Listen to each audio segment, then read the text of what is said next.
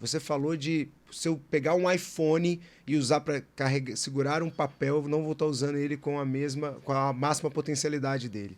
Então eu entendo que para você utilizar qualquer produto na sua máxima potencialidade, você tem que acessar o manual daquele produto. O manual ele não visa só o teu bem, pelo contrário, ele visa o bem do criador do produto. Porque se você utiliza bem aquele produto através do manual, você vai falar bem daquele produto. Logo, você vai gerar prova social que vai vender muito mais. Então, por que eu falo da Bíblia? Porque a Bíblia é o manual do ser humano, mano. No dia que eu entendi isso, entendi que tudo que a gente está vendo por aí está na Bíblia, e de uma maneira bem esmiuçada, eu pude compreender muitas questões da minha vida que antes eu não tinha entendimento, e por isso eu quero trazer aqui. Então, o empreendedor Alex, que saiu de panfleteiro a dono da maior agência de influenciadores da América Latina, de ter hoje várias empresas no ecossistema digital, ser empresário de Whindersson Nunes, Tiro Lipa, ele é um cara que hoje entende muito mais porque ele aprendeu a ler o manual. E eu te acompanho nas redes sociais, eu tenho muitas curiosidades, apesar de eu estudar bastante, eu acho que isso é um assunto que me chama muito a atenção, porque chega um momento que eu lembro muito bem desse dia que o Henrique, meu sócio, um dia eu perguntei pra ele assim, cara, a gente estuda, aprende tanto, da onde será que as pessoas que nos ensinam aprendem? Aí ele falou o seguinte pra mim, cara, chega uma hora que todo mundo aprende do mesmo lugar e com a mesma pessoa. Daí eu falei, cara, vamos aprender com essa pessoa. Daí ele falou, é com Jesus. É isso. E aí eu falei assim, claro, é isso, né? Só que por que as pessoas, a maioria, criou essa certa barreira? Por que não tem a Bíblia na escola, por exemplo? Então, cara, tem várias questões que são importantes a gente pensar assim. Primeiro ponto que eu queria deixar claro para as pessoas aqui, para a gente localizar bem, uma pergunta que eu vou fazer aqui. Você que está aqui, você me conhece? Acredito que não. Mas se eu falar o Whindersson Nunes, Tiro Lipa, Carlinhos Maia, GK, Thiago Nigro, Dave Leonardo, Thiago Brunet, Joel J, você conhece. Ou seja, então você não pode não me conhecer, mas você conhece os resultados do meu trabalho. Uau. O que vale na vida de uma pessoa são os resultados. Os resultados vão seguir uma coisa chamada lei de Pareto, que é 20% das suas ações vão te levar a ter 80% dos seus resultados. Então, a grande questão é você achar os teus 20%, onde você tem que colocar a sua ação. E quando você olha para Jesus e para a Bíblia, e as pessoas têm um problema porque acham que a Bíblia é um livro religioso. A Bíblia é um manual de conduta, um manual de princípios. E tudo na vida, se você quer destruir na tua vida qualquer coisa, quebre princípios. Porque princípios não são negociáveis. Eu não posso discutir. Às vezes você tem um princípio distinto do meu. Se você quebra o princípio que é teu, com certeza isso vai ter um peso muito grande, inclusive emocionalmente na tua vida. Porque aí é onde vem síndrome de impostor. É onde vem o cara não saber o que realmente ele quer. Então, princípios são inegociáveis. E a Bíblia é um livro principiológico e te dá promessas. Então ela te mostra o princípio e onde você vai chegar. E as histórias mostram um processo de pessoas que passaram e que acreditaram nos princípios, viveram sobre princípios e atingiram grandes resultados. Só que a grande questão é que, ao longo da história, a Bíblia foi manipulada, o conhecimento bíblico foi manipulado para manter pessoas em poder. Então você vai a Portugal, por conta da ditadura de Salazar, muito ligada à igreja, naquela ocasião, a igreja católica, e entenda que eu não estou falando de religião aqui, as pessoas têm um ódio da religião porque aquilo foi usado de maneira errada, por um objetivo errado, para manter uma ditadura que fez mal a muitas pessoas. Então, como tudo na vida, você pode utilizar positivamente ou negativamente. Então o problema ele não estava na Bíblia em si, estava nas pessoas que utilizaram isso. O problema está sempre no fã-clube. Exatamente. E aí as barreiras foram criadas em cima disso. Exatamente. É o que eu penso, é a minha visão. Porque um dia eu tive um professor que ele era cristão, assim, e ele era de história, inclusive. E aí, eu lembro que essa frase me marcou muito, que ele diz o seguinte: eu acho um absurdo a gente não falar de Jesus efetivamente, não ter uma matéria sobre isso em histórias, porque a gente fala lá dos filósofos, a gente fala de não sei quem, dos caras influentes de tal época, mas a gente não fala do cara que dividiu a história, que é antes e depois de Cristo. É isso, é o maior influenciador da história. E aí ele fala assim, pô, a gente fala de Platão, a gente fala de não sei quem, que viveu um curto período, e a gente não fala do cara, independente de religião ou não, independente do que você acredita ou não, mas o cara dividiu a história. Então alguma coisa ele tem pra ser estudado ali e pra ser transmitido nas escolas.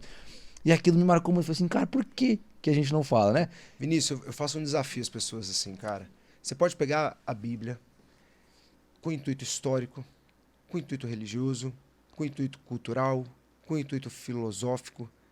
Você não vai terminar do mesmo jeito que você iniciou. Agora, tem que estar com o coração aberto. Não é fazer aquilo por simplesmente fazer. É fazer falando, o que esse livro quer me ensinar? O que eu vou aprender com isso aqui? E vai ter transformação, mano. Não tem como não ter. Porque eu vou te dar alguns exemplos aqui, tá? Eu tenho um livro, pra mim foi disruptivo na minha vida, que chama... eu tenho alguns livros na minha vida, cara, que foram sensacionais. Um deles é O Jeito Harvard de Ser Feliz, do Shawnee Asher. Esse livro vai mostrar a importância da felicidade, a importância de você ser intenso, feliz durante o processo. Por que isso? Se eu quero ter dinheiro para ter um carro, ou seja, e a minha felicidade vai acontecer quando eu tiver um carro, pode ter certeza, quando você tiver o carro, você vai se entristecer. Aí você vai criar uma nova meta, você vai viver sempre correndo atrás do rabo. Né? Essa é a verdade. Isso. E esse livro ensina que é no processo que você é feliz. É na jornada, cumprindo o teu propósito.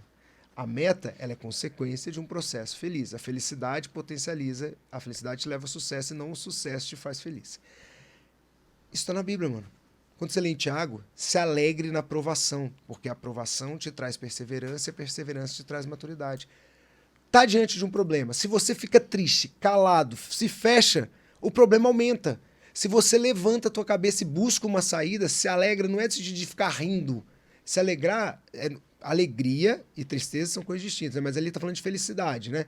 Então, pense o seguinte aqui, não é você sair rindo, mas se alegrar é você estar disposto. Quando você tá mais disposto a receber um convite meu? Quando você tá triste ou quando tá alegre? Quando estou alegre. É isso. Então, você tá mais disposto para ver saídas quando você tá alegre. E isso, quando você vai tendo essas experiências, você vai gerando o quê? Perseverança e vai tendo maturidade. Isso já tá na Bíblia. Então a Bíblia tem diversos ensinamentos. Mesma coisa quando Samuel, uma passagem que está Samuel, o profeta Samuel, está triste porque ele tinha ungido um rei, que era Saul, que fez uma cagada enorme, Saul, e ele está triste que, putz, cara, eu chamei um cara que não foi legal. Aí Jesus vira para ele, o Senhor, quer dizer, Jesus, o Senhor vira para ele e fala assim, ei Samuel, por que tu está triste? Levanta a tua cabeça, eu vou te dar um novo rei de Israel. Olha que interessante isso. Vá até a casa de Jessé, que eu vou te mostrar um dos filhos dele vai ser o novo rei. Aí ele fala, tá louco? Se eu for lá, eles vão me matar, porque Saul ainda era rei. Vou falar, pô, vou aqui, vem aqui ungir o novo rei. O rei atual fala, ei, não, psh, morre, meu filho, vai ungir ninguém. Aí o Senhor fala assim, ei, vá em sacrifício. O que você aprende com isso? Para Deus agir na nossa vida, a gente tem que levantar a cabeça e estar com o ouvido atento para a voz do que ele fala. Quando a gente ouve Deus, a gente aprende que mesmo diante de uma situação que nos frustra, que nos deixa triste, Deus tem sempre uma estratégia para nos dar. Agora, Deus nos dá estratégia, mas a ação cabia a Samuel levantar e ir. E aí você aprende mais uma coisa. Nem tudo que alguém te fala, que Deus te fala, é para você sair falando para todo mundo. Chegou lá, foi em sacrifício. Era a intenção? Não. A intenção era ungir. Aí você aprende mais uma questão aqui. Nem tudo que você fala, nem tudo que você escuta de Deus você deve falar. E o que é mais importante é a intenção do seu coração. Mas e, por exemplo, quando as circunstâncias elas colaboram, é muito mais fácil, digamos assim, você estar alegre. Mas e a pessoa que está passando pela etapa da pressão, pelo deserto, pelas dificuldades, como que na prática a gente consegue alimentar essa alegria em meio a um turbilhão de, sei lá, dívidas? A pessoa perdeu um filho, não sei, mas os desafios que a grande maioria vivencia, eu acho que é a pergunta mais comum, né? Tá, beleza. Quando a circunstância é favorável e tudo tá certo, pô, é mais fácil estar feliz. Mas e quando elas não estão a nosso favor? Como que a gente fica alegre mesmo com as circunstâncias contra a gente? Eu sempre foquei na promessa, que a Bíblia fala em promessa, mas no meu caso, o propósito. Aí propósito é uma coisa muito filosófica, hoje está falando, só a gente fala uma besteirada nada de propósito, a meu ver, e eu quero te ensinar de um jeito muito claro o propósito para mim. O Steve Jobs vai falar que o propósito é o que arde no teu coração, aquilo que te faz acordar e dormir.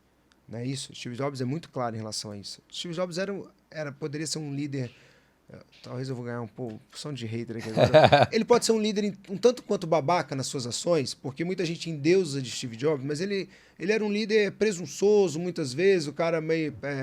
Enfim, ele tinha algumas características quando você vai estudar a fundo a história dele, e aí eu até te convido a ler um pouco sobre o Scott Galloway, que fala um pouco dele, que para mim é um grande autor hoje. Mas o Steve Jobs tinha uma característica muito forte, que era acreditar no seu projeto. Ele é mandado embora da empresa dele. Ele não desiste. Você cria um negócio, alguém vai e te tira do seu negócio, te manda embora do negócio, e você ainda continua acreditando? Tem situação mais difícil do que essa? Ou seja, somente o sonho e o teu propósito ardendo no teu coração não te faz desistir.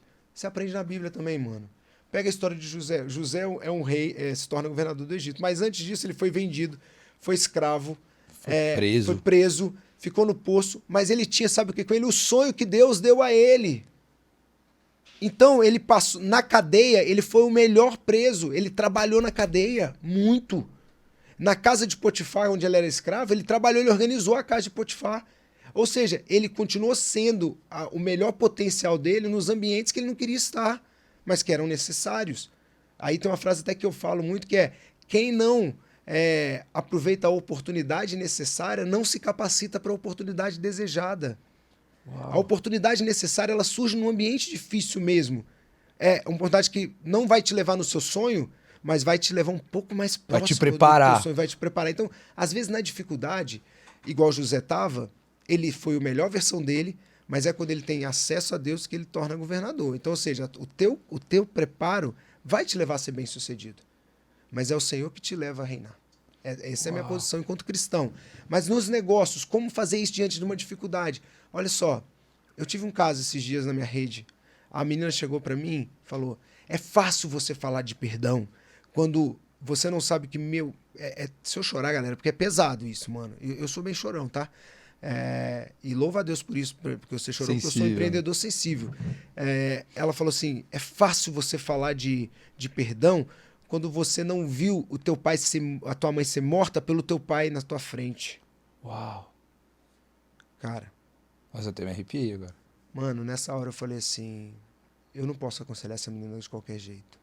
Eu busquei em Deus, orei, chamei alguns amigos, pastores, outros psicólogos, porque a ciência está aí a serviço também para nos ajudar. E aí veio uma sacada. Eu falei assim: onde está teu pai? Na cadeia. Onde você está? Ela: em casa? Não. Você está na cadeia com ele. A ação do teu pai te levou para a prisão, porque você está presa na falta de perdão, num crime que não é sua culpa, você não cometeu, e você está decidindo ficar presa. Você vai ter que realmente, não é fácil, eu não imagino a tua dor, porque eu não imagino, concordo, não tem como imaginar a dor, mas é preciso que você decida sair de um lugar, de um poço que você não se colocou. Então, esse é o primeiro passo, é buscar o tratamento, aí vem ajuda da terapia, ajuda de Deus, para que você consiga sair disso, porque muitas vezes, na dificuldade, a gente se rende a uma situação que não era pra gente estar mesmo, mas a gente quer afunilar dentro do buraco, a gente quer cavar mais o buraco.